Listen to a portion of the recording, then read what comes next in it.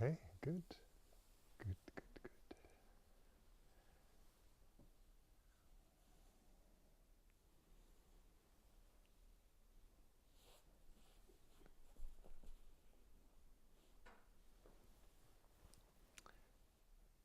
So let's start with just some practical things. And this will be a short silent retreat. So from tomorrow morning, when you wake up, no more speaking. And the silence is there so that you can stay with your own experience and whatever comes up. And as much as possible, we try to simulate that you're on your own. So don't take eye contact with the other participants. If it happens, then it happens. But you're not trying to get someone's attention by eye contact or and no physical contact with the other. If there is not, of course, if there is some urgency, you see someone whose hair is on fire or something, then please tell them.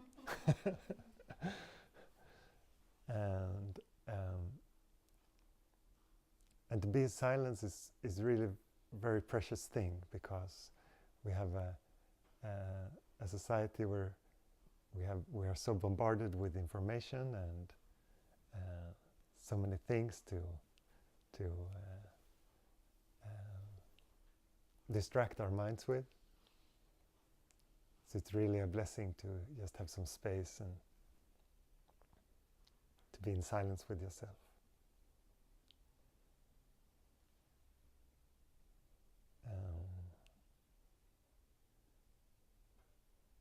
I'm just thinking if there is anything more. And you can, of course, ask questions during the Satsangs. That's always allowed.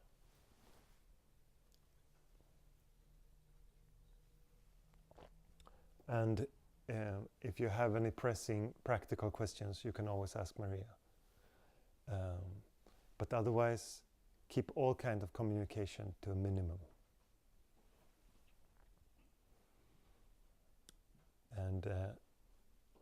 And just use this time, this precious time that you have, to really follow the instructions as well as you can, and stay with yourself.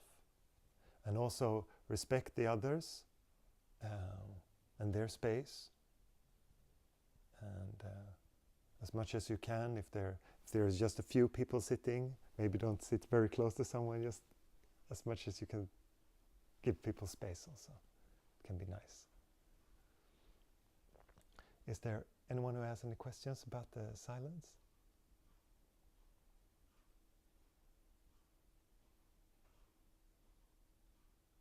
You feel fine with it? Which one? Can I see who has been to silent retreat before? Oh, quite a few. Good. Good. And yes, and the silence starts tomorrow morning and it ends on Sunday after the satsang. So you have to pack your things in silence. I hope that goes well. And yes, good, good.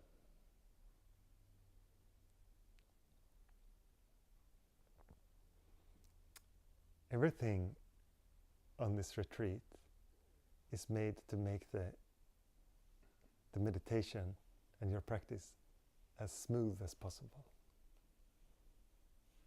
You get fed here, you get to be in silence. If you want to go outdoors, there's a beautiful national park just there. And everything here is made to support it. And Maria and her little team, they will also do everything so that everything goes as smooth as possible here, so that you can focus totally on your practice. So, what is the practice? What is meditation?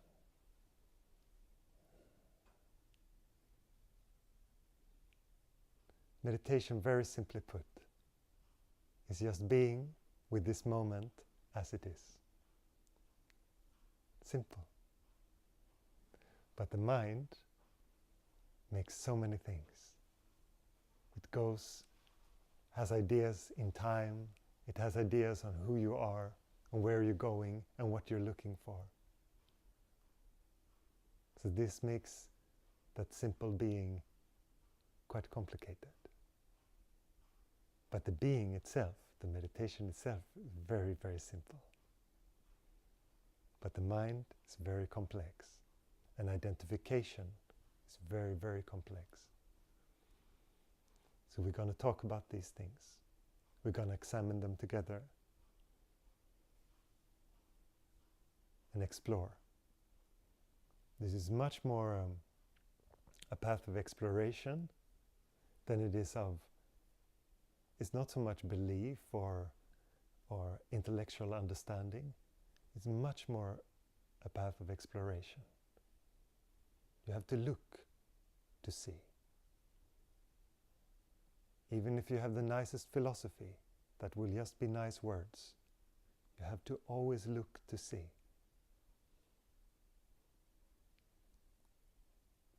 And a fundamental part of this is to watch your experience.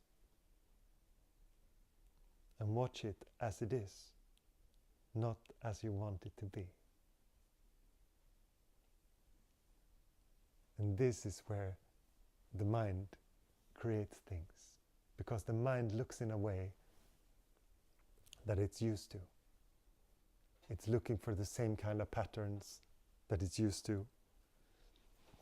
It creates problems in the same way that it's used to. So we're here to break the patterns of the mind. And that makes this sometimes not so comfortable. Because many people have an idea that if I start with meditation, my life will somehow get more and more and more comfortable and more harmonious and more balanced somehow. And that is true in a sense, but on that path, it's not just going to be nice. Because your mind is not very nice at the moment. I assume that's why you're here. You're a bit tired of it. You're tired of all the talking, tired of all the jumping from one thing to another, tired of going in the same circles, following the same patterns, right? That's what usually brings people to meditation. So we're going to look. We're going to look at what the mind does, where it's heading. And this is not always comfortable, because some parts or some of the paths where the mind goes, you don't want to follow. You don't like certain aspects of your mind, so you will resist them. And in meditation, it's full confrontation. The world becomes a mirror. You look at everything, you see everything. So if you have an idea that it's just going to be nice all the time, it's not going to be like that, I'm sorry. But when you confront these things in yourself, your fears or your strategies or your stories, this is very beneficial. Because if you're true with yourself and you allow those things to be as they are, then they can come, tell their little story, and go.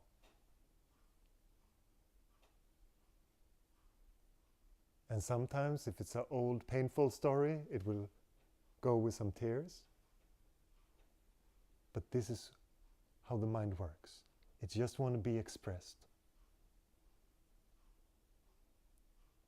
The emotions just want to be felt.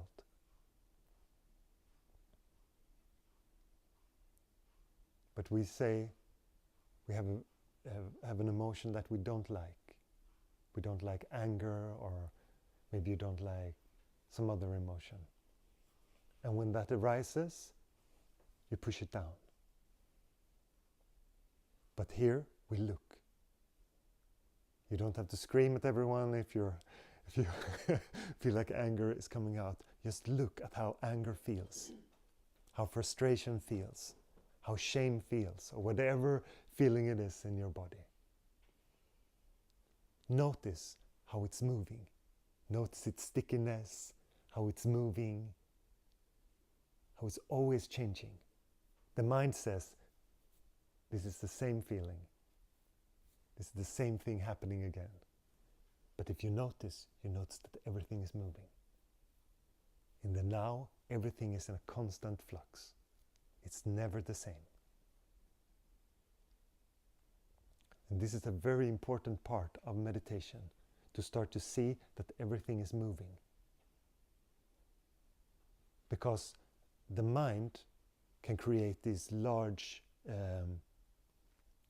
these long stories, these stiff and long stories about things, because you believe that the emotion, for example, sticks. But if you start to notice your emotion, even if it's quite dominant, if you notice that there, for example, there has been anxiety in your body for a long time, a lot of worries in your body, and you notice the changefulness, always changing. But the mind says, you're going to be stuck with this forever. But that is not true. And what we're examining here is what is true. The mind says a lot of things that are just, you heard it from someone else, or you believed it because you just told it to yourself so many times. Look at all those things. Question them. The mind can seem very, very harsh and say, it's like this and it's like this. But the mind doesn't know. It doesn't know what you are. And it doesn't know the present moment. It can say a lot of things about it. But the present moment can only be experienced. It's not an idea. It's not imagination. So be skeptical of your mind.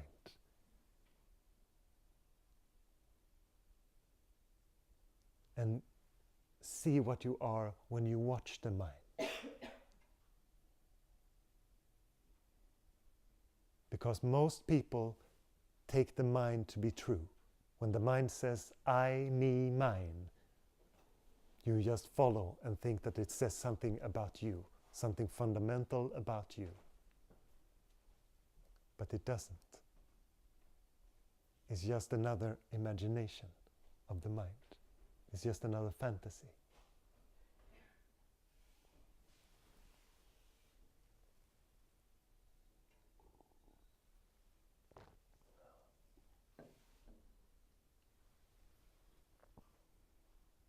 But you have to look. You can like these kind of talks.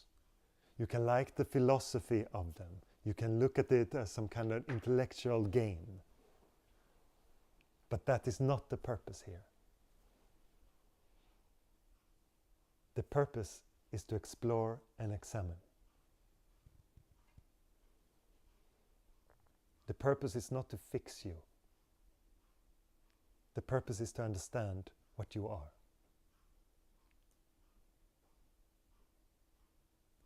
And then you don't need fixing.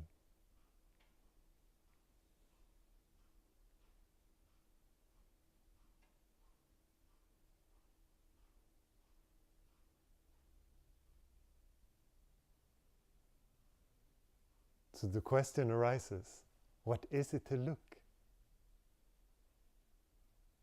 What is it to look at your mind?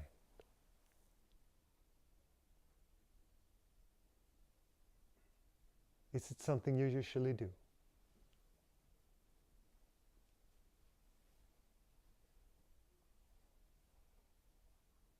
What is mind?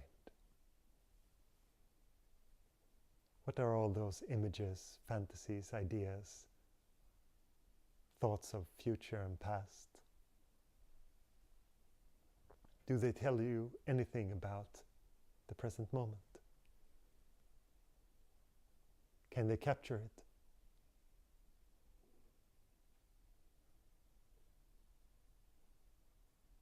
Can they enhance it?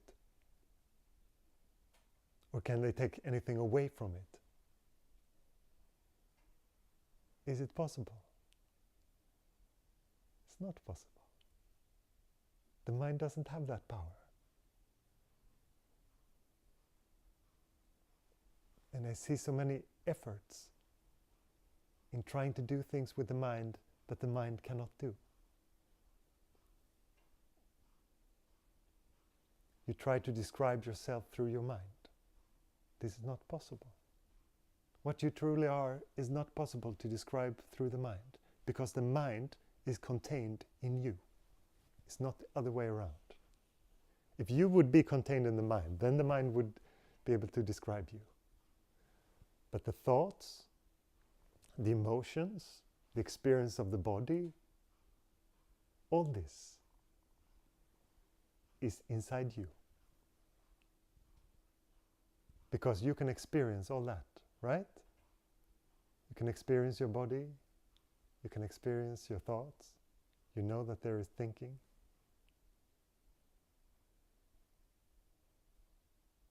So everything is contained in you. You can call it the self, or the present moment, or whatever you want to call it. Everything is in that.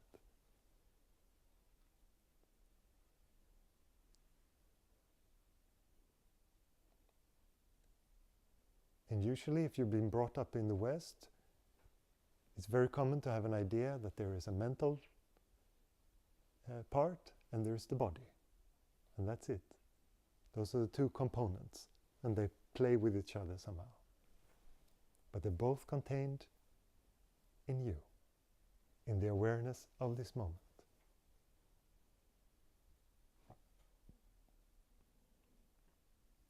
Because if you look at everything in your life from a perspective that is not true, then you will always have a feeling that you're lost in it. And that your effort doesn't really work. And whenever you feel like that in your meditation practice, then you know, I'm doing something that is untrue. Because it doesn't work, the world doesn't work as I think that it does.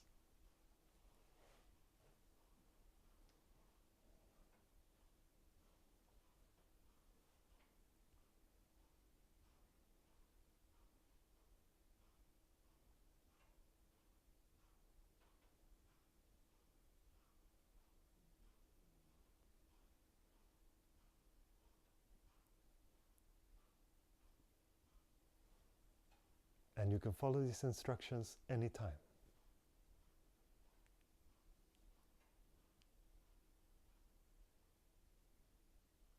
Everything here is guided meditation, if you want to call it that. Because all I talk about is what you are.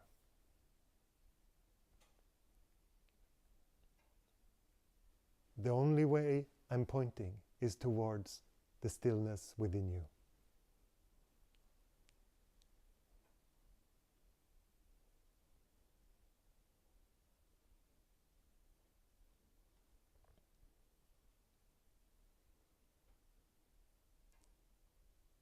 We can somehow pretend more through a formal sitting. Maybe we will do that. And I will ring the bell when it's over. But it's all the same.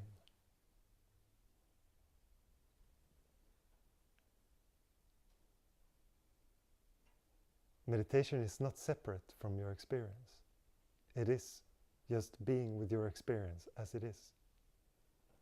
At some point, your meditation practice and your life, the line between them will be blurred.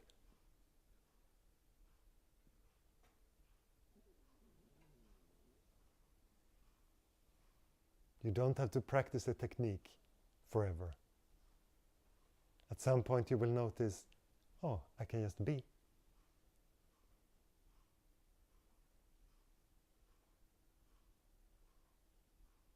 If I'm just as I am, then there is nothing to do. There's nothing to fix.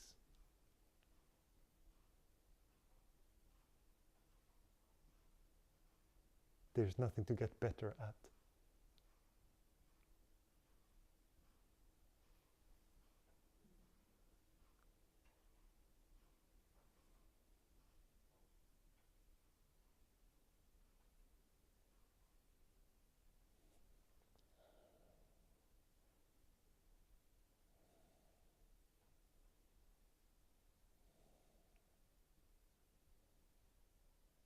Can you follow me?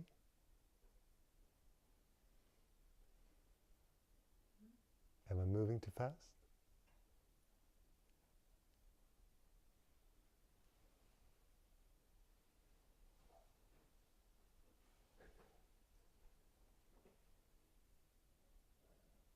Notice where you are.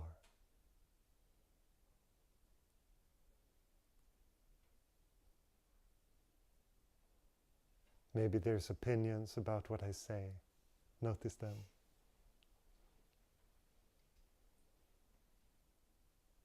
It's a right to be skeptic, but for now,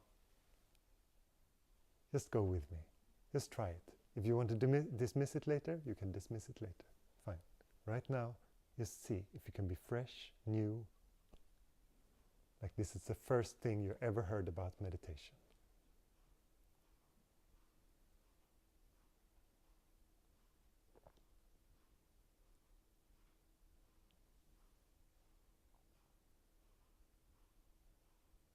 Just watch. See what is happening right now. What is your experience right now?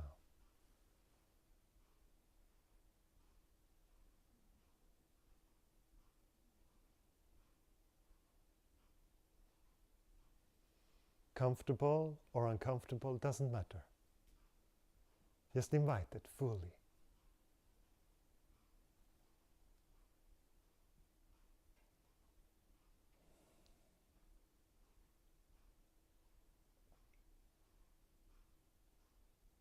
Just allow everything to move.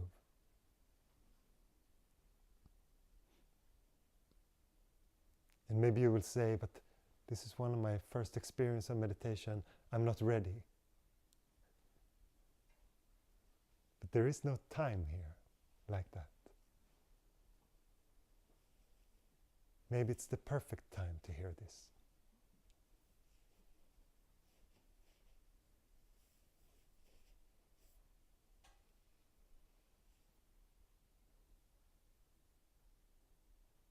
Maybe you don't have to wait.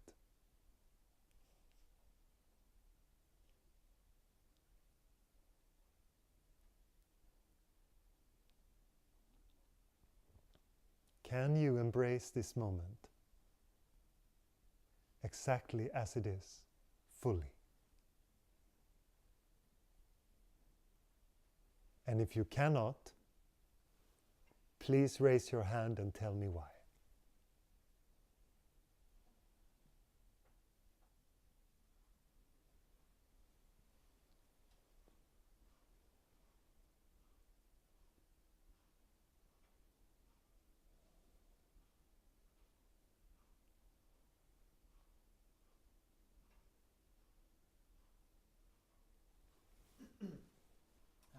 I have a feeling that I need to do something at work, and I have a feeling that I need to learn something in my relationship in order for it to be working out the way I want it to. That there are some criteria that has to be filled before you will feel really complete. But it's not really like that. You're not going to fill some container and become a perfect person. You're just going to accept the flawed person fully and love that one fully.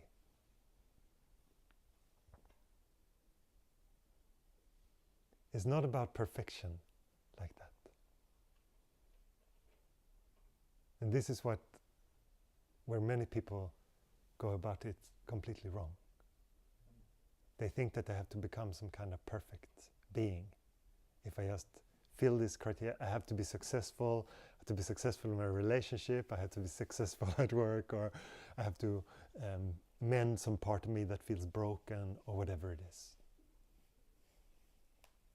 But all those things, if they're shortcomings or comparisons or whatever it is, just embrace it. Allow it to be.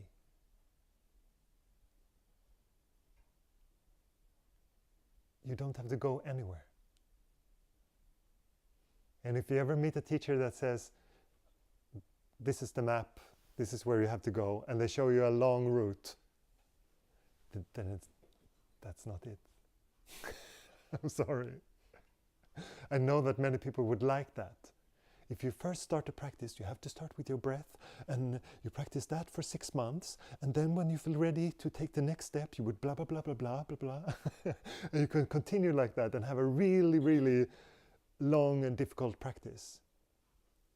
Or you can just look at this moment and see if you can embrace it fully. Because it will all lead to that. Even if you have a strong feeling, I have to do long retreats, I want to live like a monk or a nun, I want to just go into the mountains somewhere and just be by myself for a long, long time. If you feel like that, okay, then do that. But that is not what is important.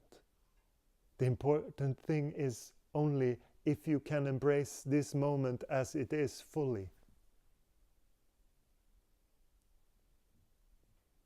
Even when you've done something wrong to someone, can you still love yourself? Can you give that love fully? And in that, and when you ask for their forgiveness because you hurt them, can you also be with that fully? This is not a path to some kind of perfection. It is just a path of love.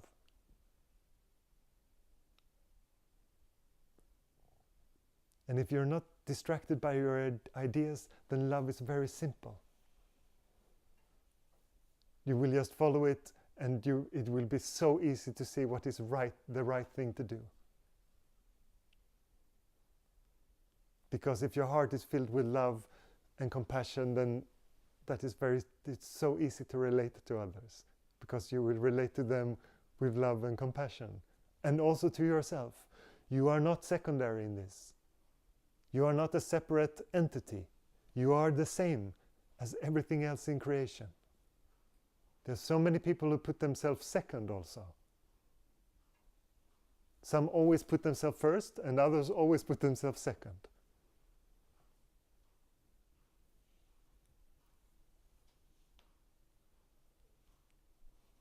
But if you feel this love, then you see that there is no difference. Because you will see it in the eyes of others. You will see that they are the same as you, even if they think that there is something different.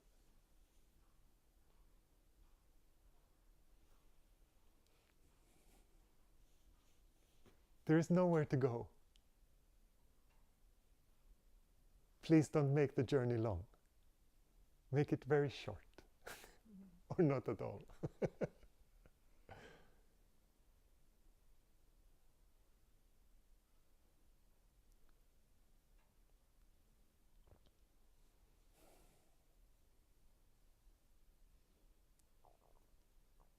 There are so many detours to take.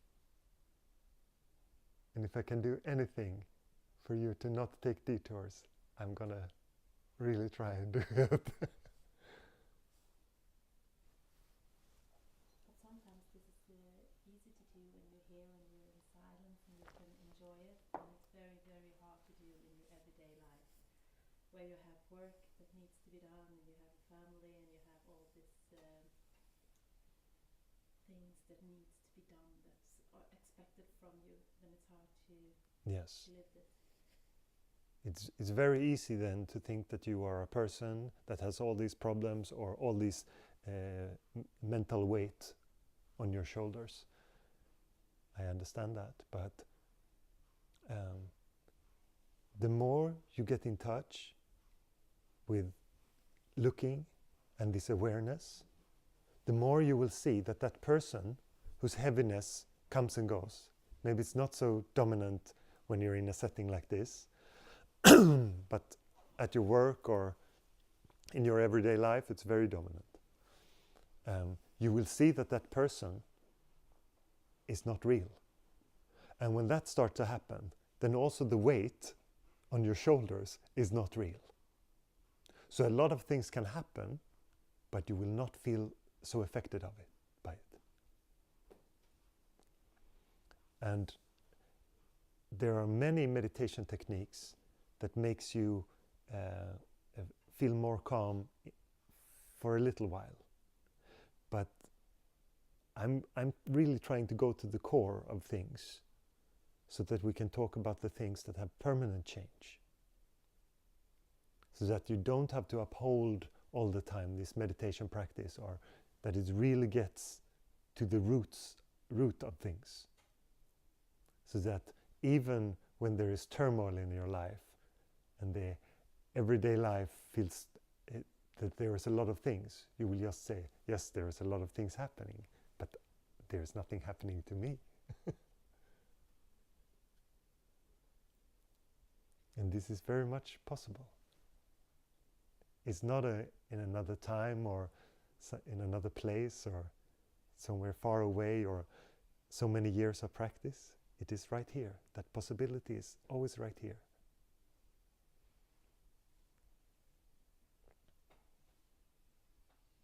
And if you start to be familiarized with this silence within you, you can notice that it's there even though it's chaos on the outside. It has nothing to do with that. And you're going to see that. In the beginning you say, I have to have this, I have to have certain things aligned in the right way to be silent or to be meditative. I have to have my meditation pillow, and I light the candle and some incense and dim the lights, and then I can have meditation. But the very good practice is to watch yourself when your children are completely obnoxious and you feel this frustration building up, or like everything feels like chaos. Just look at the one. Because if you start to break that pattern of fear, of victimhood in those situations, you will break the pattern.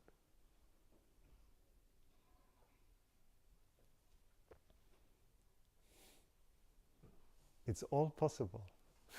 It's hard when you have a manager or something at work that demands that you do stuff, when you have customers that expect you to do stuff all the time. Because if I don't, I have to deal with the consequence.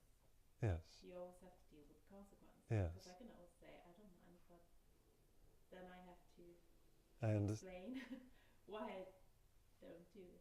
Yeah.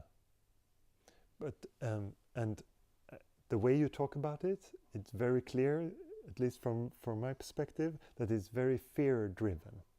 That your manager puts some pressure on you, which is through fear. If you don't have these and these results, then you... And to follow fear will always feel uncomfortable. To identify with that and say, I'm not good enough if this thing is not happening. That will make you suffer. So if you're going to continue with this and you start to look at those fears and maybe they stop affecting you, if you don't identify yourself as much as a person, then those fears will also feel unreal. So then you might have to find your motivation in something else. Because your boss won't be able to scare you. But I heard many stories like this when people stopped being fearful, that also their environment changes. And maybe your boss will instead say, oh, but I see that you should be good for this position instead. Or they will change your position, because if you're not driven by fear, then you will be better for something else. Or maybe you will just say, I have to do another job. But there's so much of this in society, and there will always be people trying to manipulate you with things like fear. And if you're not triggered by it, you will feel free, and they might find you a bit strange because you don't really react as they would have hoped. But you will feel free, and this is the biggest win in it. And maybe you will change your life because you don't find the motivation in it anymore. Sometimes people are very used to their motivation in fear, and if they change it, they have to find some other motivation.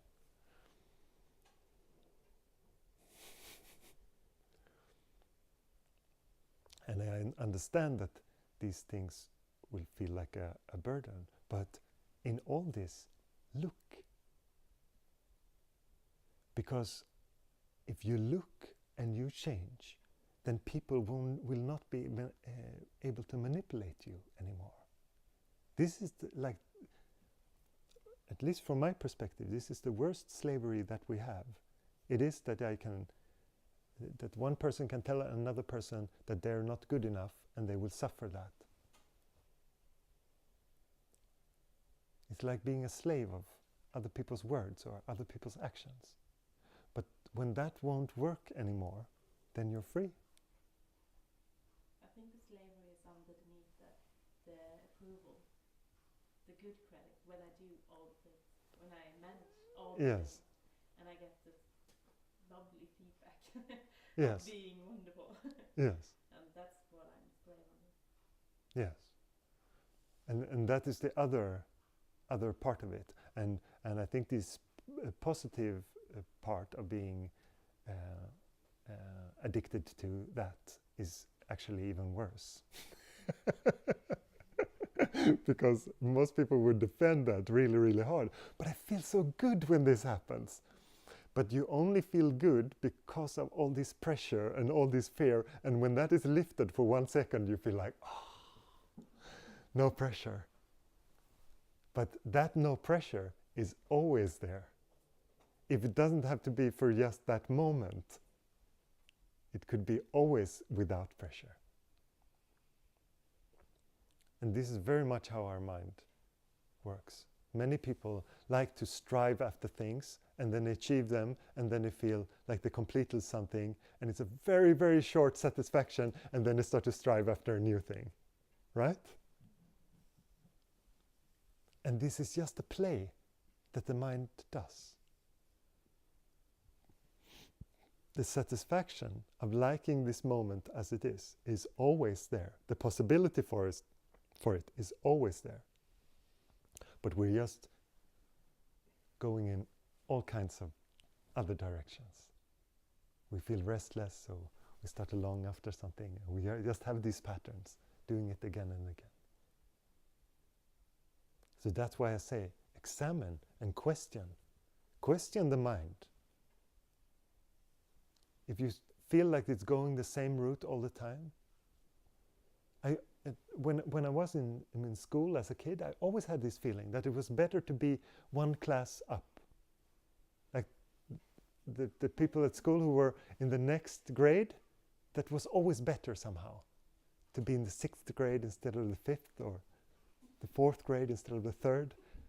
You always wanted to go to the next. And then when you came higher up, it was like, yes, and it's even better to work, or it's even better to go to the university, or blah, blah, blah. And you always had this chase. And people, when they start to work, then it's still this chase. Just continue. Where is the thing that you're getting to? When are you done?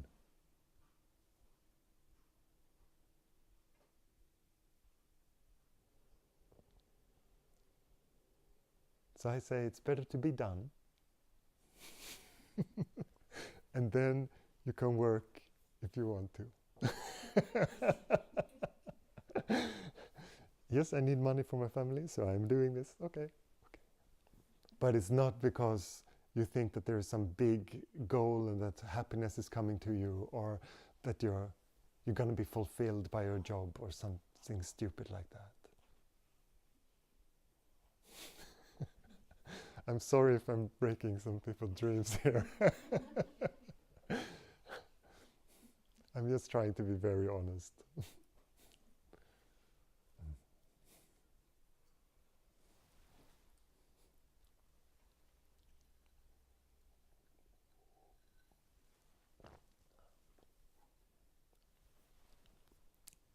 It doesn't have to be such a game, everything. The mind likes the games. It likes that it can measure things and that you can get better and you can measure yourself. Yes, I'm a little bit better than those, or I'm worse than these people. But it's not a game. This is all there is. This present moment, all there is. All those other things, everything that you remember, everything that you project into the future, they're all fantasies.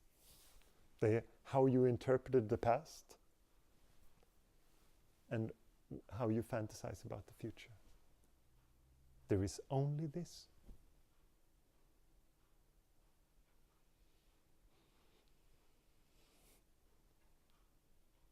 And I know that it can feel that your world suddenly became very small.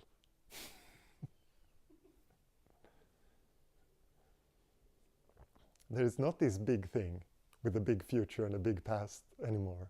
It's just this. But that also means that it's only this that you have to relate to.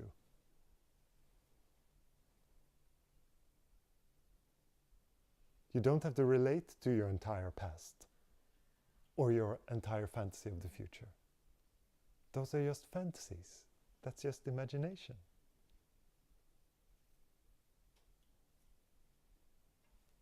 And I know that some people interpret it as never plan anything. Please plan things if you have to. But you don't have to identify with them. If your plans doesn't work out exactly as you thought, also good. Whatever happens, happens.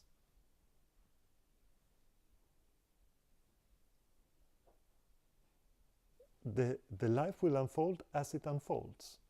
And the higher your acceptance is of that, the less friction you will have in your life. Look at that correlation. If you accept the moment and what happens in it fully, you will have no problems. And if the problem will come, they will come in the now, and they will be solved in the now and then done. And then that is not a problem, that's just another thing happening. There has to be someone who suffers a problem for a problem to become something. You have to have the idea that you are a person that can suffer the problem for the problem to be real. And this is in the domain of imagination.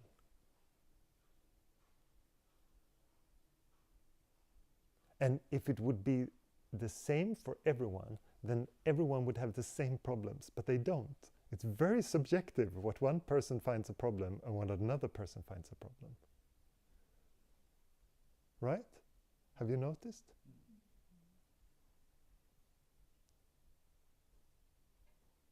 Because your experience is very subjective.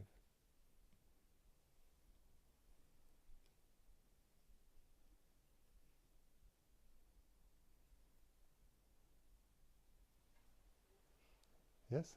Yeah. I recently had a health scare. I thought I was sick in a bad way, in a real way, and it's triggered a really primal fear. And I've been doing this regular since a few months now. So I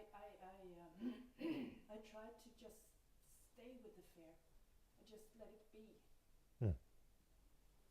But it was so much scarier than the old way of trying to push it away and trying to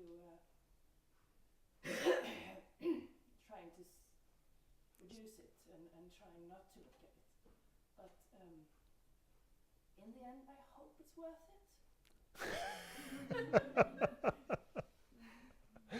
Because it was really, that was really primal fear. Mm. Yeah.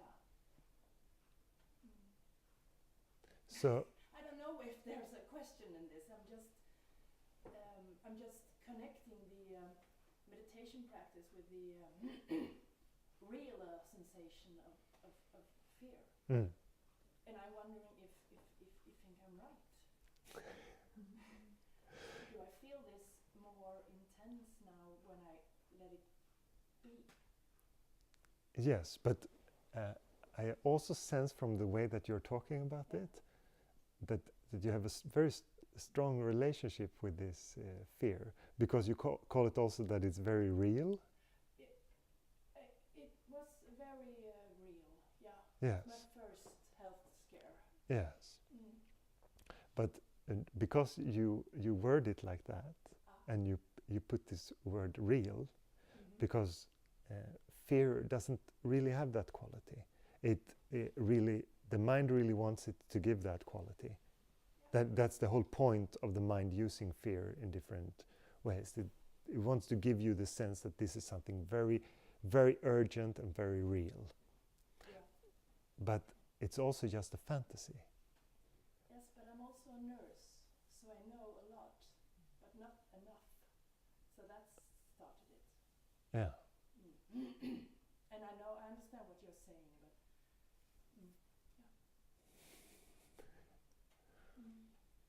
So it triggered you a lot. But yes, but if you really embrace it, bring it really, really close. Because from how you're talking now, it seems like there is still some distance with it. You want to bring it closer, but there's still an onlooker and the fear. If you invite it fully, you understand, then there has to be a feeling of that you merge with it. okay. That it cannot, because as long as you have some resistance to this fear, there will be some space. They will be feeling some space, and you can have this. The relationship to it can still be very strong. Yeah. But if there is no distance between you and the fear, there will be a sense of emergence. But probably this will be quite scary at first, but if you really allow it, you will see that there is nothing there. Because it doesn't have that power, that it can only have power in the distance. It's hard to resist fear. It's hard to not resist fear. Yes, because that is our pattern. Yeah. That is how fear can hook us, that we're pushing it away. So just invite it.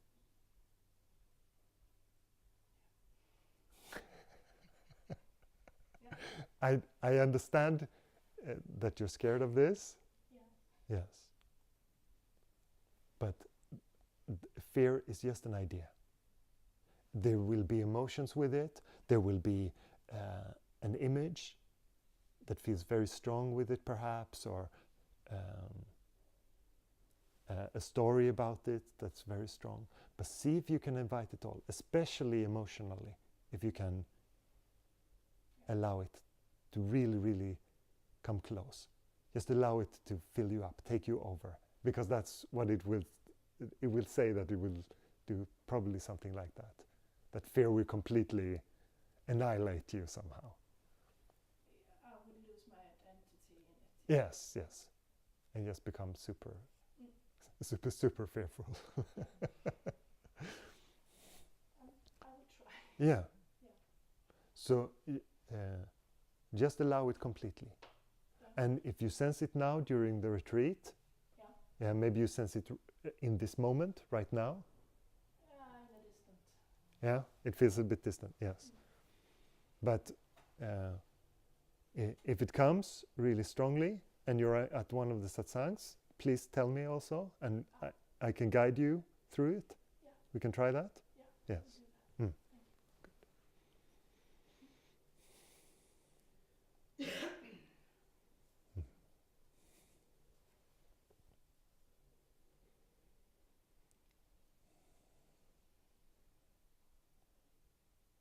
everything can look scary at a distance.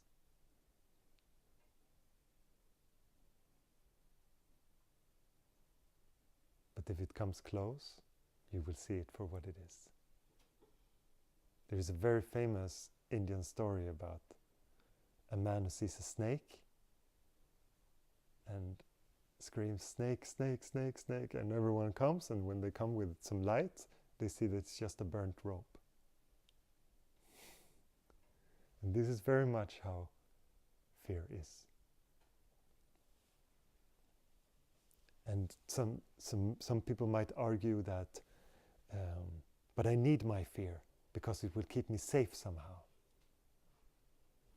But this is not true. What if it was a real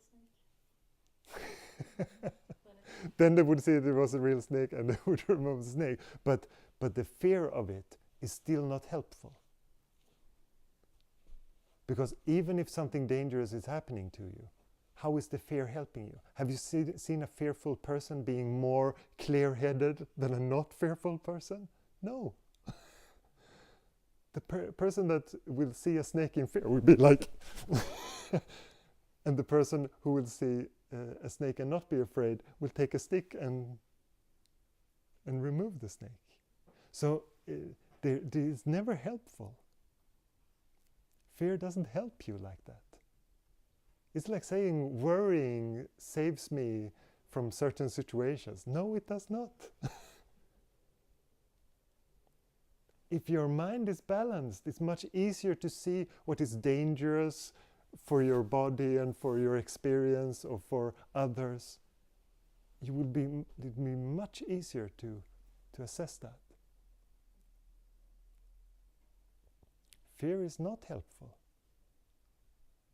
This is just a myth. Worry is not helpful. The mind all the time says that worry is helpful. You hear your mind worrying about things and it says you have to worry about this because that could happen. How is it helpful? And it's also wrong almost all the time. If you met a person that would be like your mind about worry, you would never trust that person again. You would say, "You're not my friend. You're lying 95% of the time."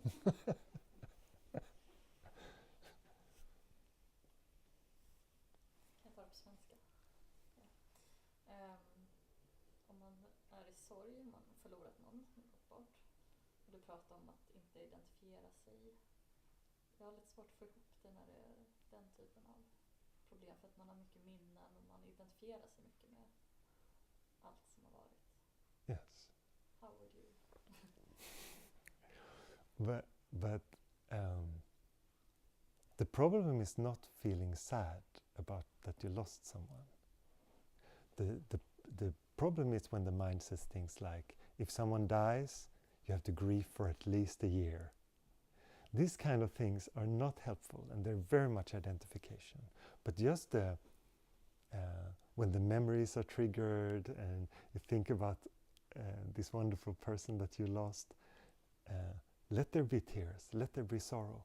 In that moment, just allow it as it is. So not to identify with the ideas about it? Yes, and especially the ideas about what sorrow is for you. That is not helpful. But the feeling of sorrow, allow it to express and allow the tears to come. And we have also created created the funeral to create a place to go and to really let go of those things. So I think that the idea of funerals are very, very good in this sense. But when grief just gets dragged and dragged, so many people have their grief like that. I lost my mother and I will never feel all right again, and this kind of talk. This is just, mind is playing too much into that then. Just when the emotion comes, allow them to come. When the memories come, allow there to be some. But do everything with love also. You're not a victim of sorrow like that. You have this love for this being, for this person.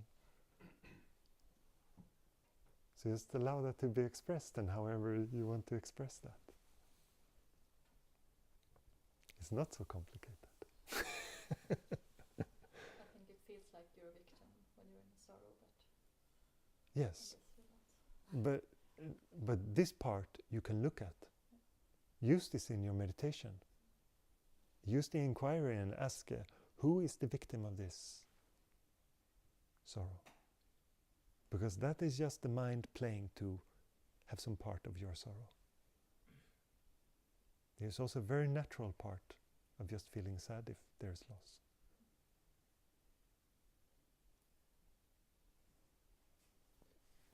Just thinking when you talk about the emotions, that how you can take action without emotion. For example, if you see the danger, but you think you're not afraid. This is dangerous, but I'm not afraid. What's the motivation to take action? Because you are not afraid. Yes, but there are more motivations, luckily, in life than fear. If fear would be our sole motivation for things, that would be a very terrible world. There is one big other motivation, and it is love. It is empathy. If you see a child running towards the fire, you don't have to be filled with fear. You can just feel like, stop! Yes, and that is love. You don't want the child to be hurt. And this should be your motivation in life. Okay, you change the emotion, fear. I don't know if love is emotion or not, but it's like something like opposite, because I'm thinking about the climate change now. Some people are very afraid. They think they do something about that. Maybe some people, I don't know, but maybe some people say, I'm not afraid. In the end, we are going to die, everybody. Okay, let it happen.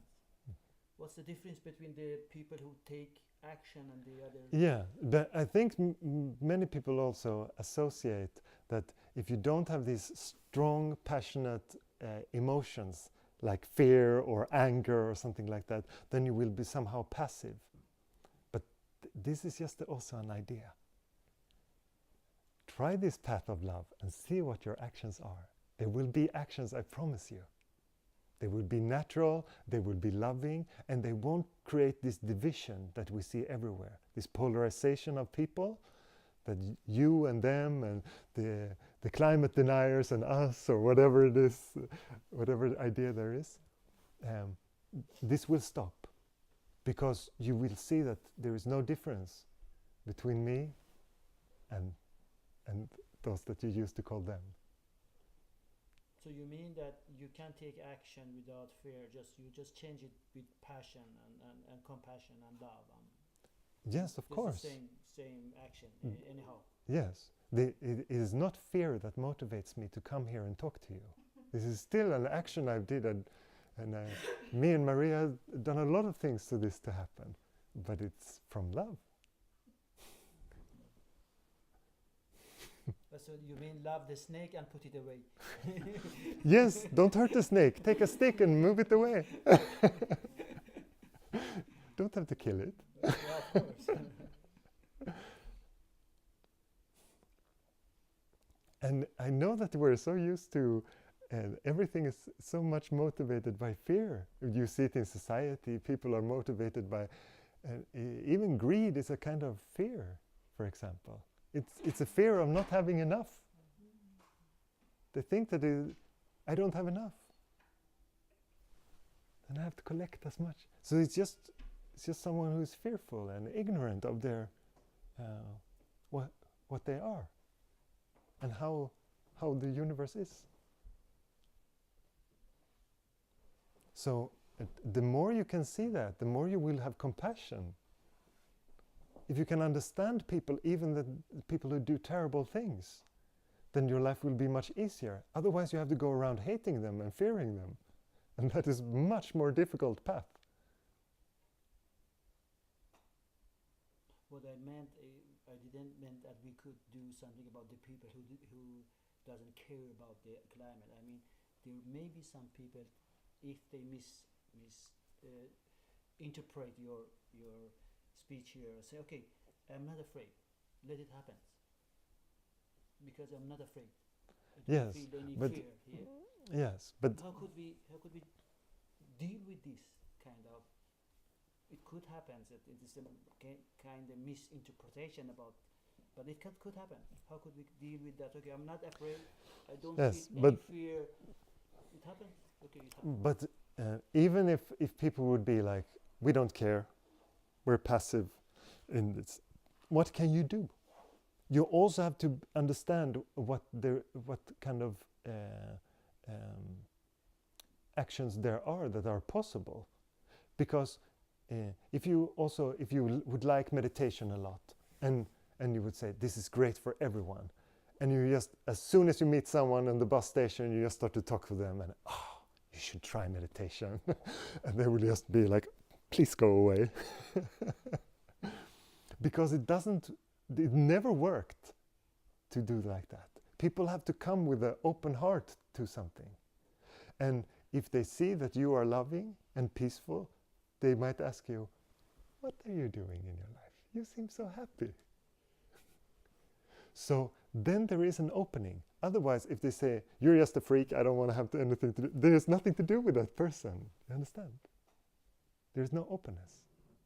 So don't force your ways on the world, even though you can have this sense that you're right, but that is mainly arrogance. Be the person that you think that the world should be. If you think that the world should be united inside yourself. Be responsible. Question the right things. Question your mind. Question the old ways. And look, and really, really look and discern. Be very, very honest. And peace will be there. And people will say, please tell me about peace. Please tell me about love. This is the only way that I can see. I see so many political efforts and all these people saying they are doing this and they are doing it, but I cannot see how it creates any peace. It just creates more fractions, more polarization of people. If you love them all, then there is a chance. This is what we need. And it doesn't have to do with anything. There will be no difference between outside of yourself and inside. There was this woman who came to me for a year, maybe longer, and she said, I don't know if much has changed since I started my meditation, but my family is so much nicer now.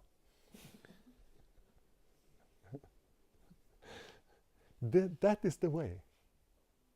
That is the way. You change, and what you will send out into the world will change, and it will feel like everyone changes. The ones who used to bully you will be humbled in your presence. They will love to be with you.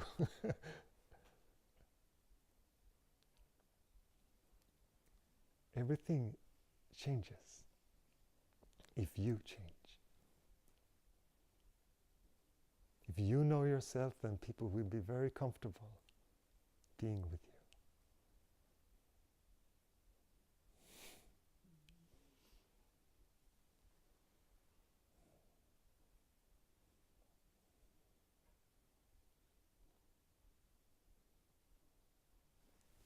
Yes. Tar på svenska.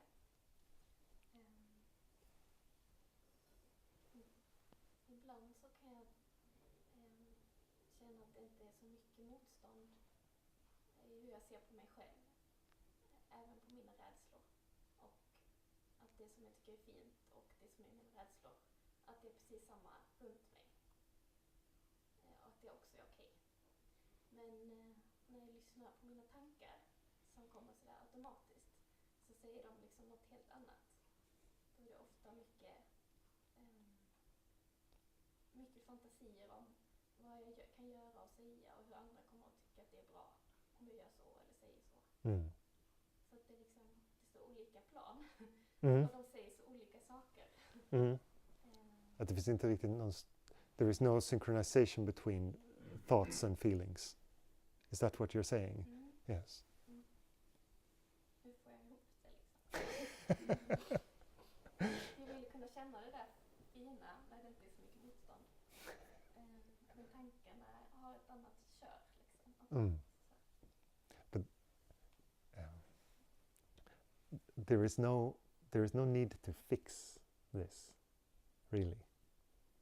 It's also just the acceptance of your emotions might be quite high, but your exception how you accept your thoughts is not that high. There's still much resistance to that. So that's why they seem to be out of sync. Because your thoughts doesn't have any power of their own. You have to believe in the thoughts. You have to say, I don't like this thought. You understand? That is the relationship that has to happen. If you just allow the thought completely, it will just come, stay, and then it will go. Then it will be like any thought. You will sometimes have thoughts that are complete nonsense. If you just say, it says a sentence in your mind that makes no sense, then it means nothing to you. But these other sentences, especially if they contain something that you seem to find very important, then they can really hook you. So it has to do with the relationship with the thoughts. So you just watch the thoughts and just allow them to move. Never pushing away, never trying to grab or hook them. Just allow them to flow and see if it changes. Because they, as you describe it now, they seem very dominant. Like thoughts have a lot of space to do their thing in. Emotions, more calm. So just watch them and be really, really watchful. This is actually reversed of what most people, the common thing is that people's thoughts start to go and their emotions are still giving them trouble. But you have the other way around. You're probably more familiar with your emotional part and you have easier accepting that, which is a very good base because so many things are powered by emotion. But now your mind is making resistance with thoughts. So just watch that and just see if you can also invite them. If there feels like there's too much distance to your thoughts, see if you can invite them. Okay, this is about my self-image or whatever it is, this talk. Completely invite them and stop this distance to them. See if you can bring them really close and see what happens. Do you think you can do that? How do you mean invite them? Yes, but because you find them overwhelming somehow, I guess. Störiga. Yeah, annoying. Yeah, they're like a bully. Someone who's teasing you all the time. Yes.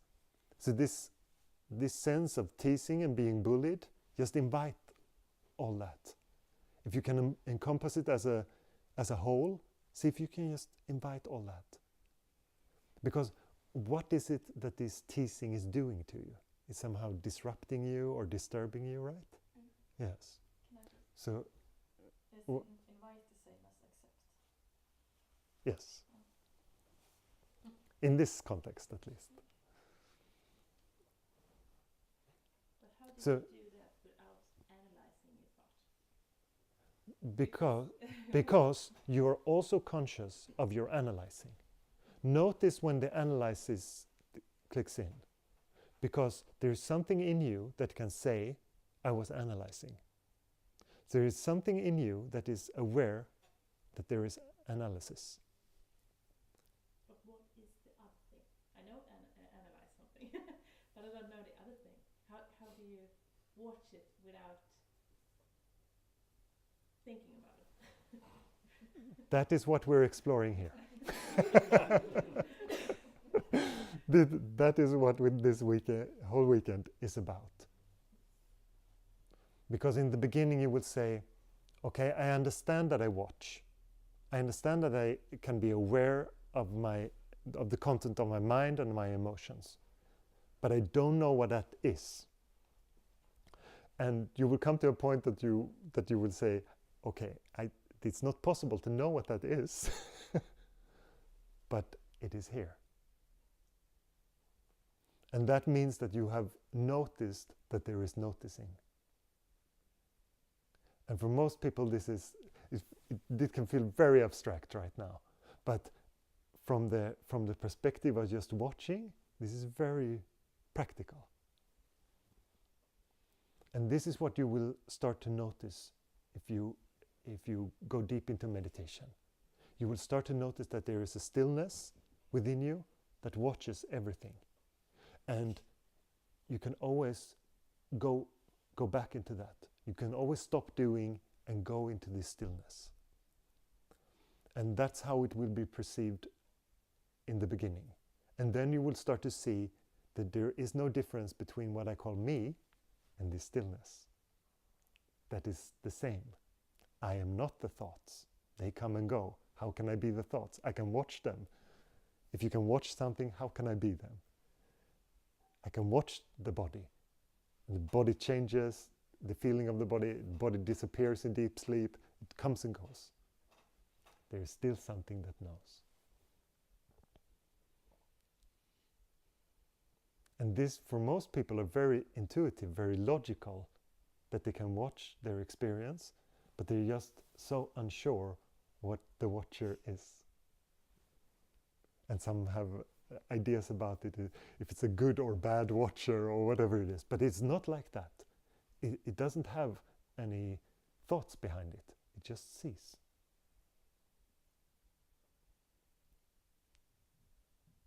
And notice what happens to your mind if you go there. If you just stay. If you go there, just stay. It just sounds like it's somewhere, but it's not somewhere. It is right here. It's always here.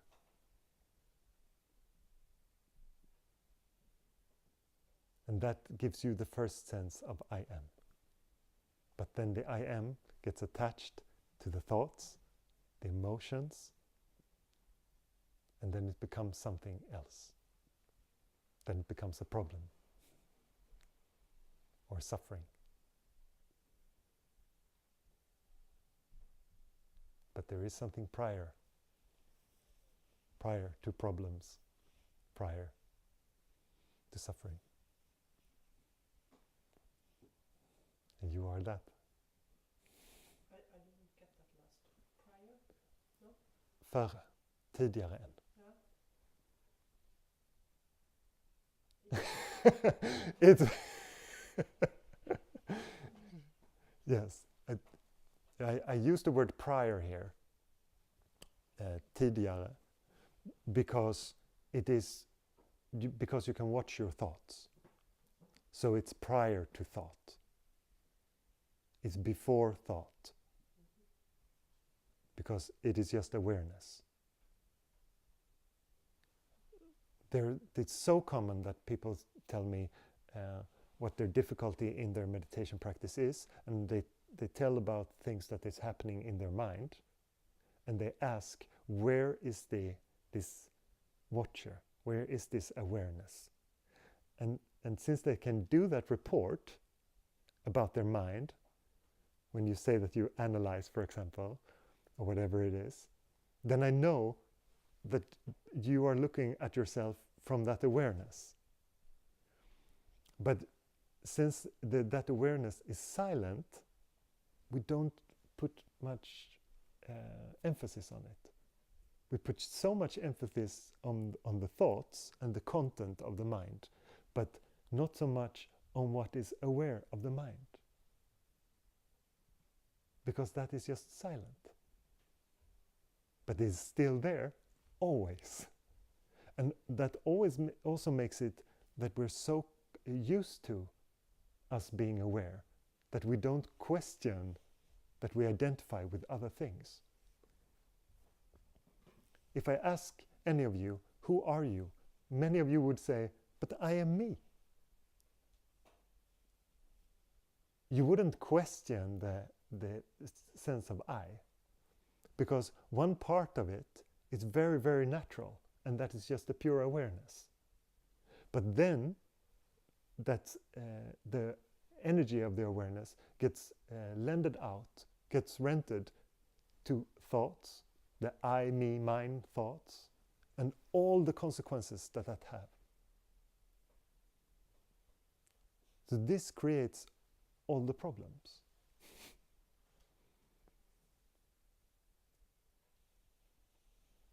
Clear? Could you follow also?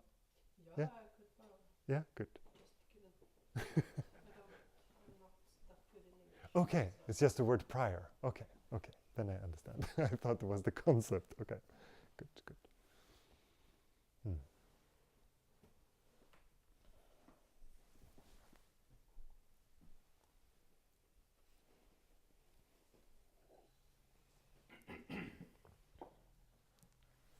When you say, like, you can be distant to your feelings, and you say invite them. Hmm.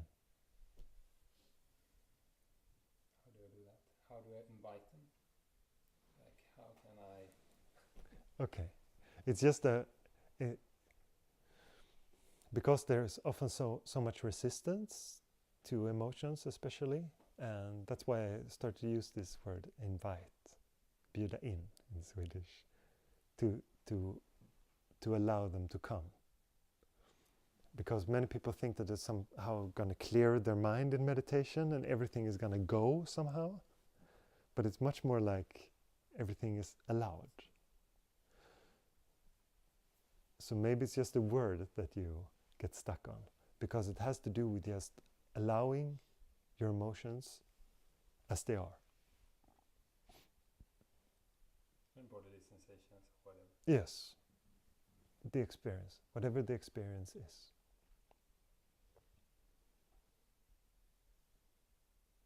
Because I can feel I have quite some anxiety right now, Mm. and it's pretty common in these kind of situations or settings. Mm. And it's like, okay, I invite them. I invite it, Mm. but I can feel like a physical resistance. Mm. Mm. And that's also something that you, when you say, how you say the word physical now, also gives me the sense that you find that very real, because it's physical.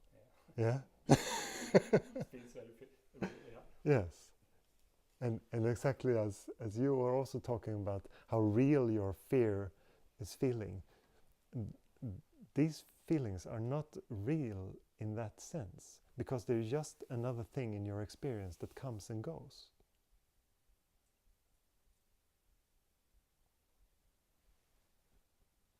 If you notice your anxiety right now, Yeah. is it in your chest, right? Or where? Yeah. And you notice it? You notice also that it's not a static feeling. Can you sense that? There's all the time, there's a little movement.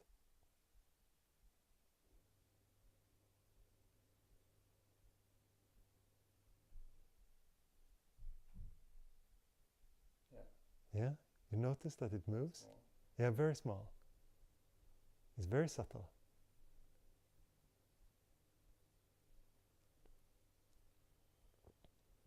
This is not what your mind tells you about your anxiety, that it's moving all the time. It says that it's the same. I was about to say that. Yeah. But it's not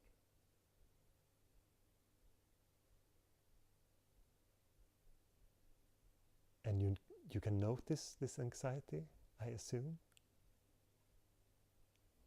You're totally aware of it? Yes. Just continue noticing it. Close your eyes if you need to.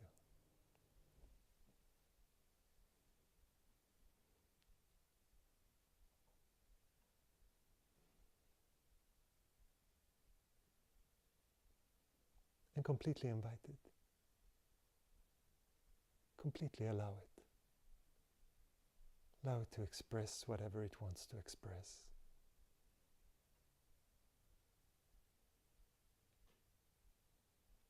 Allow it to come as close as possible. Just feel every aspect of it. The texture of it, the stickiness.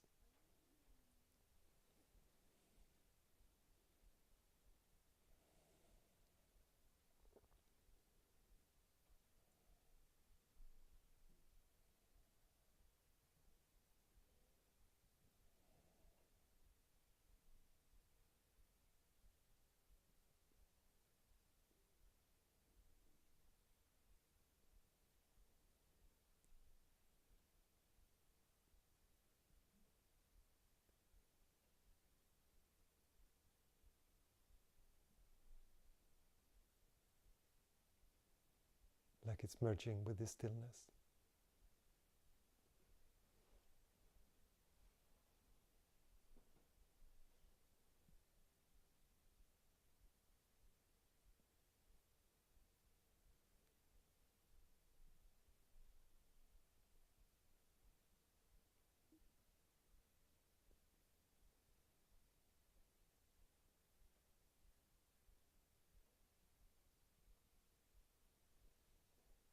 Tell me what's happening.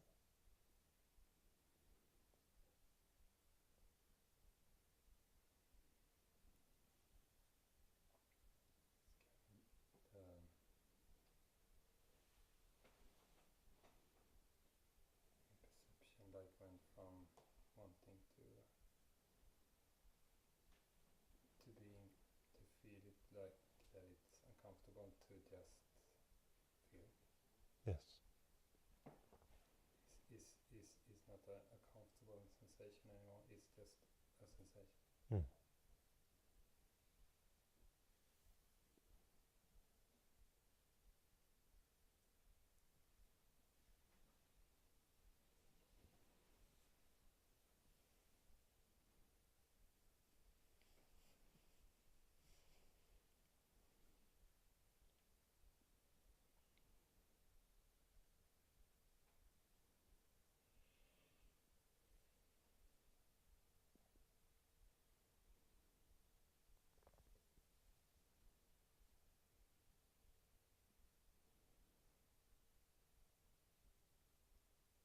Is it changing?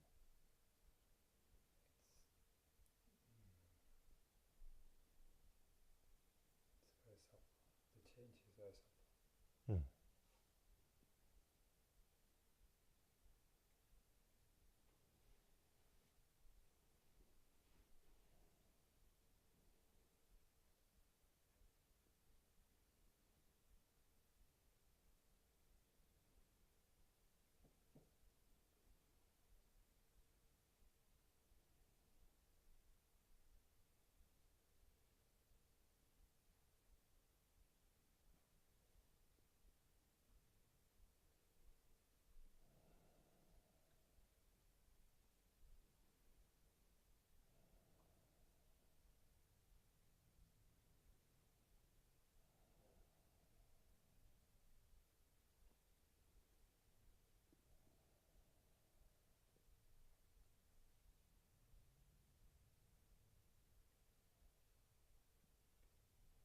I can also see that the mind always come back to that, and the mind wanted to go away. Mm.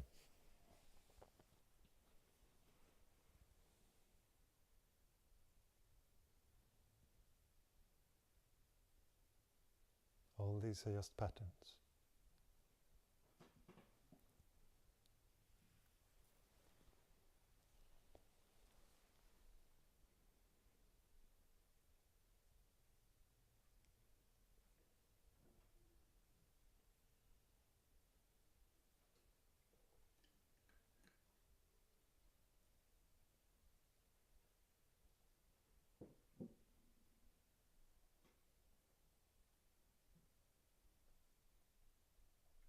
Stay focused. Completely alert.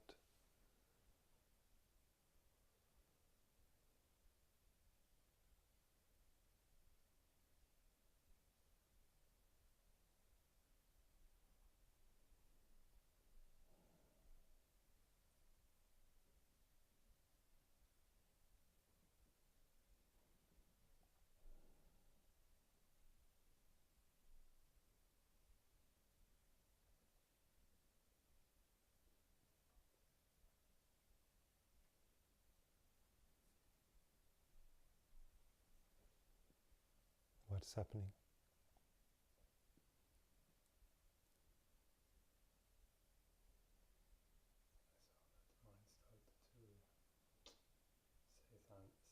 Something like, am I doing right? And then it got a little bit stronger, the anxiety. Yeah. And you got a little bit uncomfortable. Yes.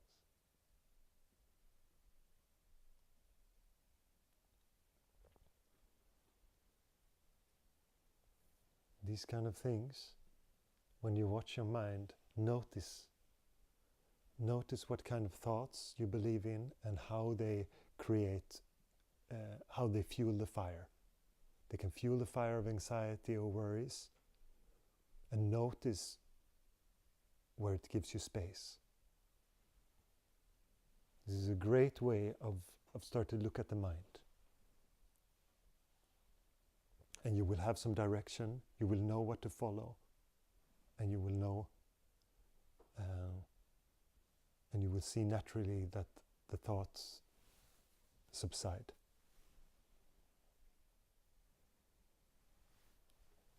This is really interesting. I have two tools to use when I do this. It's my mind.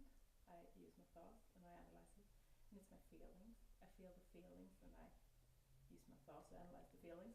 But is there supposed to be a third way? Is there supposed to be a third tool that I'm missing? Yes, because you are neither your thoughts or your emotions. So But how do I use that? yes, but it's not like the other capacities that you have. You think of it like a strategy now. And that's not really how you can use it. I really don't like that word. Because you are awareness. So it's a strange way of putting it that you should use it somehow. But you can be what you are, and then you can see what you are. And especially you can see what you are not. This is the greatest way of looking, to see what you are not. To question the imaginary self, what we call the ego. To question the ego. And it's not just through an analysis, but you can use that. But the important part of it is when you question, but to whom does this thought arise? It doesn't take you to an intellectual answer, because that won't help you.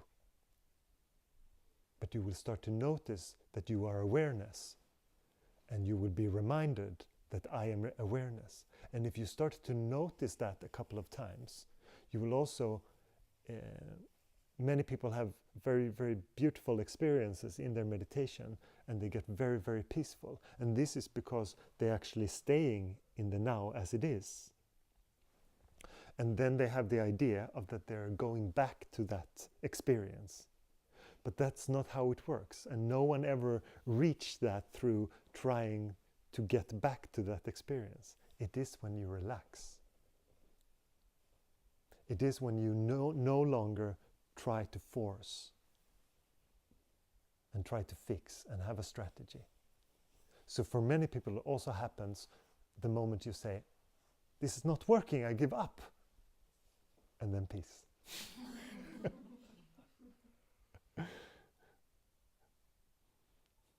And for me, the first times, it was just that I was incredibly bored by meditation. I just said, this is not doing anything. Okay, I'm still sitting, but it's not going to do anything for me. I've seen through it, it's not working. Then it really started to become peaceful. Because prior to that, I was all the time trying, looking, searching, trying different things. But meditation is not like that. It's not trying. So then the mind catches that and says, okay, how do I not try?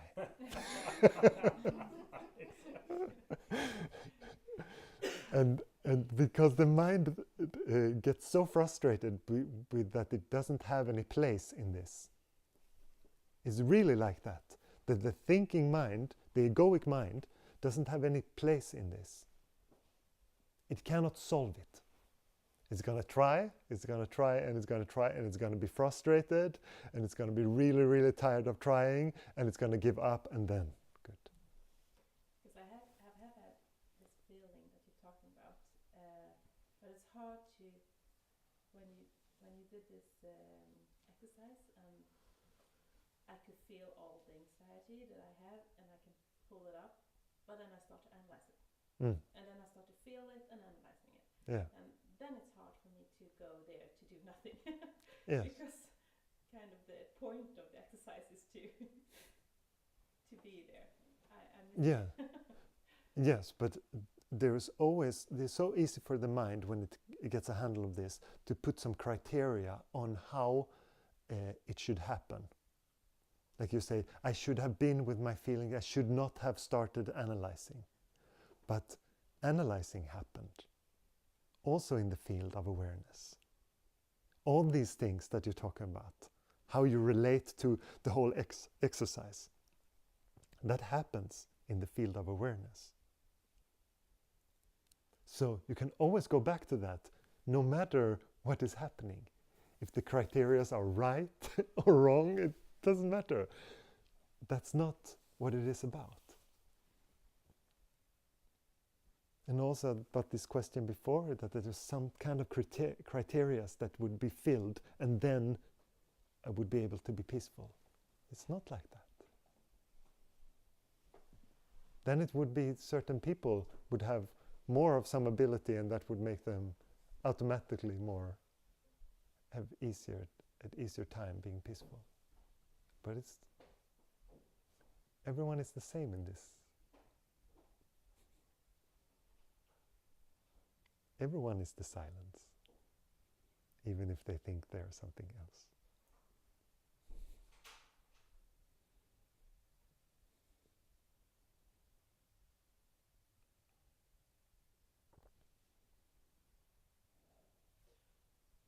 Nej, jag tänkte på, du sa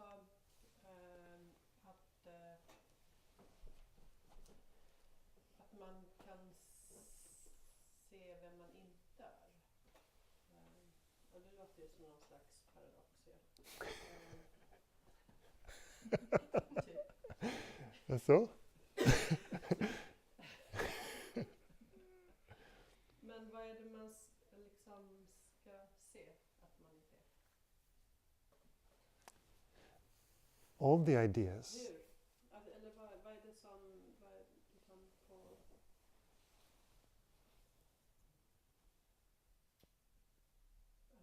Jag kan inte riktigt formulera frågan, men alltså det är någonting där som jag inte riktigt...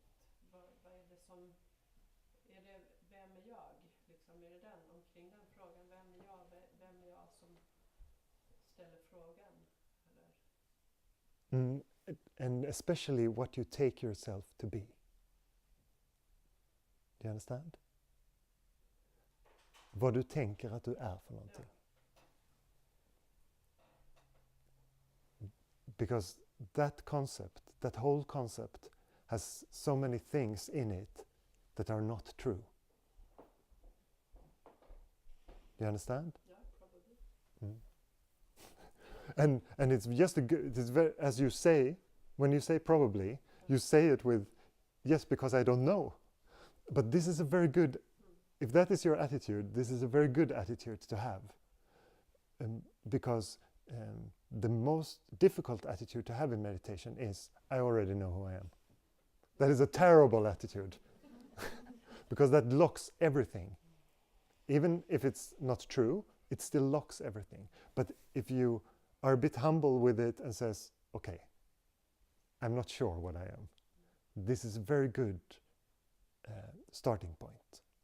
Because then there is an openness to look. And then there is also the possibility to accept that, okay, I'm not that. I'm not this thought. The thought that I it caught so many times, and I thought that it told me a lot about who I am. I'm not that thought. What a relief. Vilken lättnad.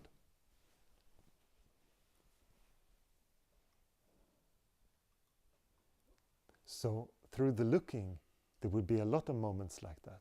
But especially and in what way you will see, I have no idea. That is your path. But if you're very truthful with yourself, and you look and you stay alert with it, and you don't follow the minds, all the tricks of the minds, then you will see a lot very quickly. But if you have a lot of ideas of how your search is going to go, then it's going to be a very long search.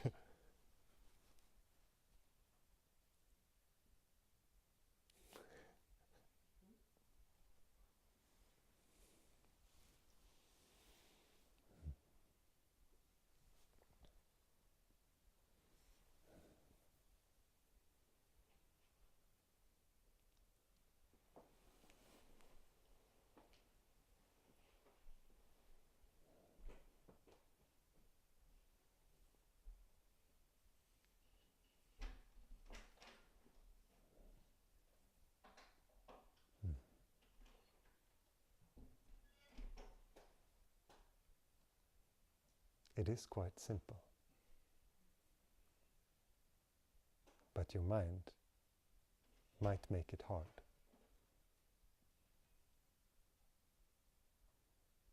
And don't be afraid to expose your mind. In a setting like this is a very good thing to do. If you find that you have a lot of troubles with your mind, please expose it, because you will notice right away that just takes the edge of it. As long as you have things contained, or you think that my question is too simple, it's too much of a beginner's question, I don't want to ask it, please skip all those things. All questions are welcome. Because if they makes a blockage, if it makes you hold back somehow, then expose.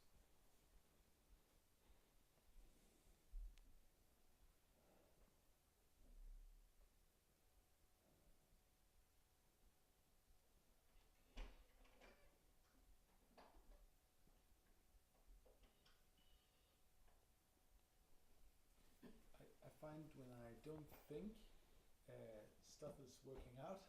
And then sometimes when I start thinking about a certain situation, then it becomes a problem.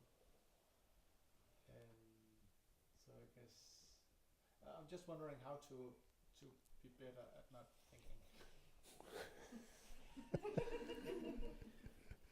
thinking. That requires the understanding why there is thinking. And the idea the mind has of what it's going to do for you. Because will always be some kind of benefit. And I want to put it like this, benefit, because it's not really a benefit. It creates your suffering, but the mind presents it as this is the benefit of doing this.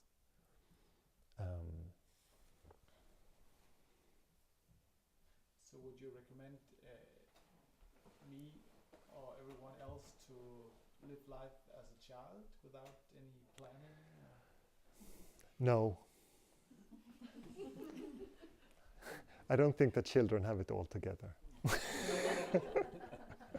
I know that there are these, in spiritual communities, there are these kind of, children are so pure and all this. But I've seen children who are born and they are angry from the start. The first thing, that as soon as they can grab something, they So I don't really think it's like that. But there is an innocence to allowing every moment to be as it is. There is a freshness to it that can be thought of as very childlike, and also to be able to say, wow.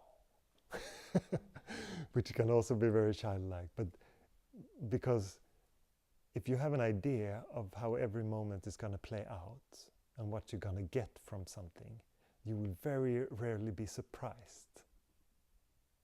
You will be disappointed a lot. You will rarely be surprised. But if you allow the moment to be as it is, you will be surprised all the time in a very, very good way. But I know that there is also a lot of talk in spiritual communities about not planning, and you should live in the moment and not plan the future. But that is just planning. When it has to do with your identity, it becomes a problem. Can you understand that? No, okay. Because if you plan that you're going to go on this retreat, but you fall ill, you cannot go. It's a terrible winter throw-up sickness thing. And you don't want to expose anyone else to it, so you cannot go. But do you suffer that? Or do you just accept this happened? Now I also get 3 days just by myself in silence.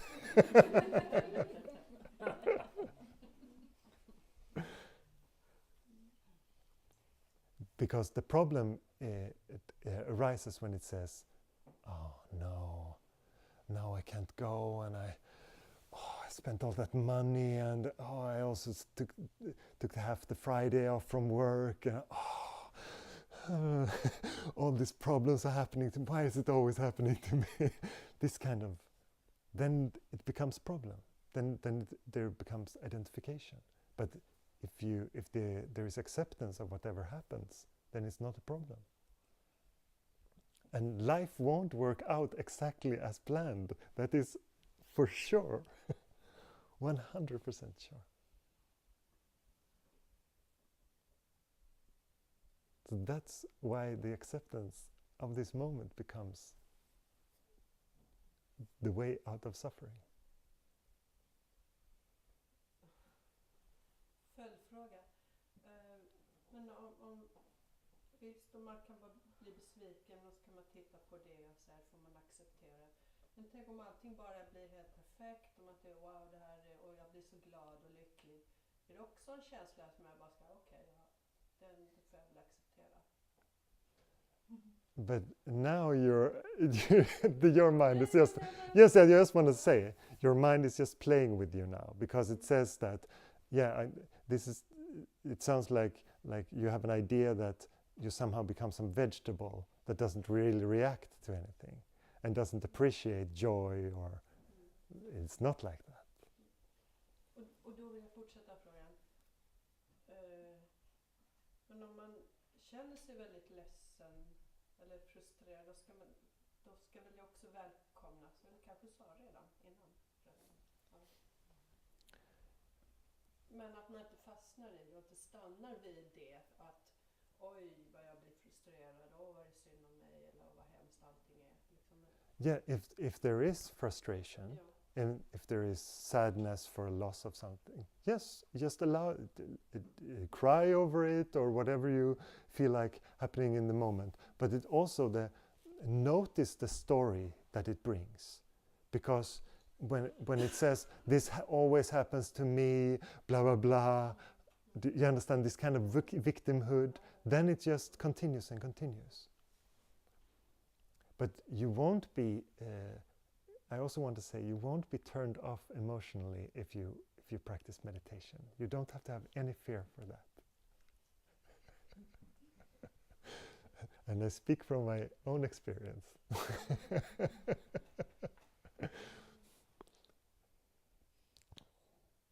Jag har bara tänkt på liksom alla olika känslor eller tillstånd man kan befinna sig i, vad man möter i livet. Kan ju väcka massa olika saker inom en. Att man kan känna sig, att man blir väldigt skrämd av någonting, jätterädd. Hur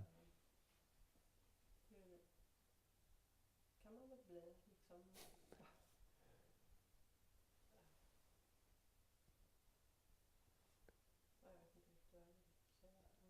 Yes, but all the emotions can be there, But it's also important to look at if something scares you. Also look at the root of it. Look at if it really has some real power, or very few fears come from something good.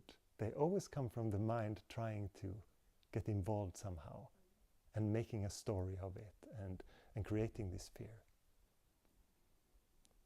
So then just look at it. But there's no wrong emotions like that. The emotions are there, just look at them, acknowledge them, be with them. And if you stop being afraid of all the emotions, of the palette of emotions that can happen, then your life will become much less burdensome. Otherwise you have to cope all the emotions all the time, which are what most people do. They try to control and and there's so much story in the mind going on about every emotion and why it's there and how I can cope with this and what I should do. And it's such a hard work. So many people suffer this a lot, that they feel like it's a battle. Their life is a battle. It's like, yes, if I can just come to this point and it doesn't have to be like that. It can be much more playful and spontaneous and joyful.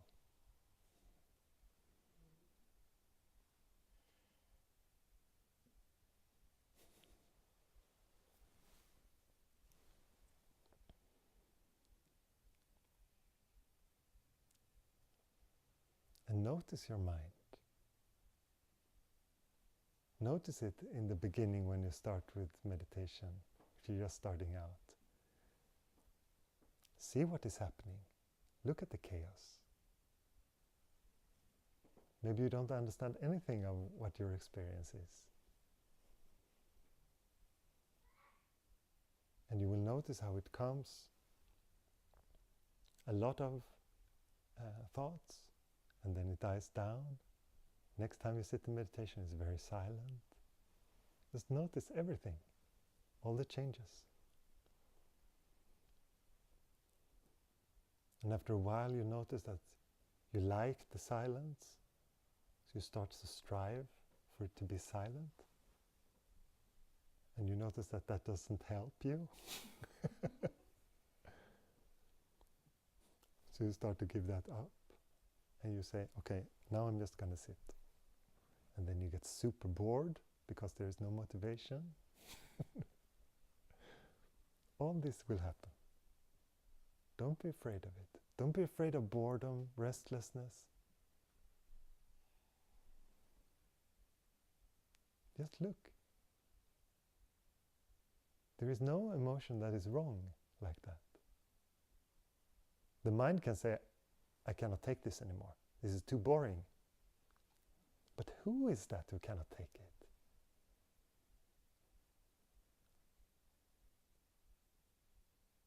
What is it that is so inside? Look at that. Look at that movement. Look at the restlessness. Look at that boredom, really. Can you stay with it? Can you allow it to be bored?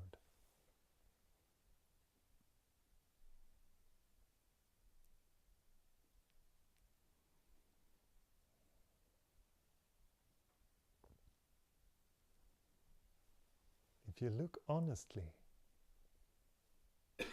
you will see it very quickly.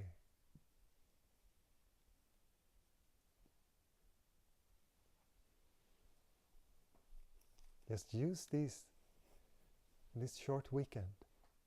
Use all the time. When you go up in the morning, sit on your bed, just watch. You can have closed eyes or open eyes. Just watch. When you brush your teeth, watch. That there's teeth brushing happening. When you take a shower, just watch. There's showering happening. When there's eating breakfast, doing yoga, Watch. Everything here is made for you to make that as simple as possible. You can do that in every moment here. There is no big plans that have to be made or big problems to solve. Just watch. Come to the Satsangs, just watch. Walk in the forest, just watch. Use the time fully. And when you get a headache from watching your mind so much, you feel this effort, then just watch the headache. You will be fine, I promise. Nothing dangerous.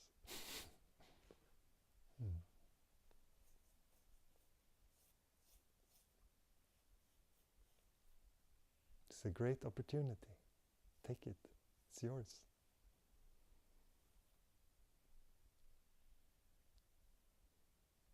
And when you have questions during the satsangs, ask them. Let us remove all the obstacles.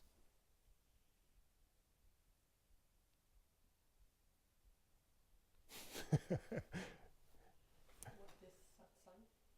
Oh, this is satsang. Is it including meditation, or is this meditation? This is meditation, because we will also probably do some more traditional meditation, or what people think is meditation. We will sit and focus on something or do something like this. But all of this is a guidance. I am not talking about any other subject than meditation here. So all of this is a guidance that you can follow.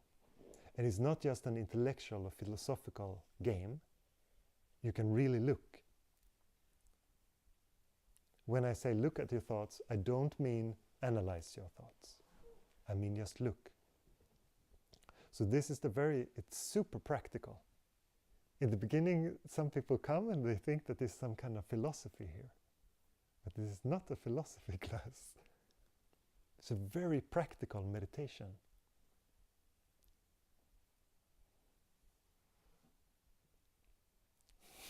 And all the experience that I have of different techniques, if you say something that makes me think that maybe you will be shaken out of your mind in a good way because of this technique, maybe I would recommend it to you. But I also don't think that people are the same. So I think that the paths are very different.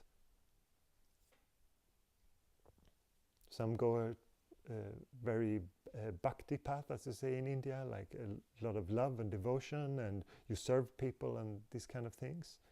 And for another, it's more of sitting by themselves, questioning the thoughts of me and I, and what they really relate to, and just observe. Come back to the stillness. So there are different ways for different people, and some are a combination of. But we will talk more about these things during this weekend.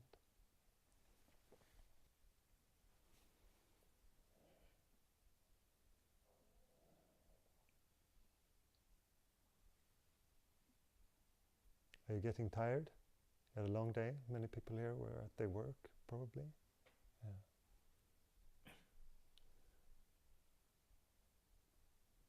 Any more questions, or do you feel like ending here today?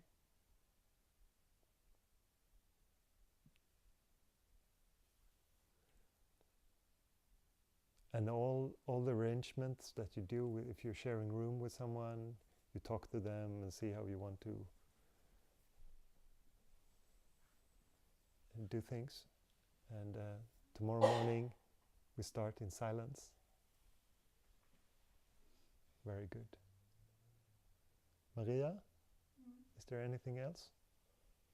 Just sign up for the yoga today. Yes, Maria will hold a yoga class in the morning, which is optional. And what time is the yoga? 7. Very good. So have some tea, relax, and try to already now to keep it. You can have some conversation, but just keep it very still. Okay? And if someone already wants to be silent and you notice that they're a bit not very talkative, then just allow them to be in their space. Okay, just respect each other. Very good.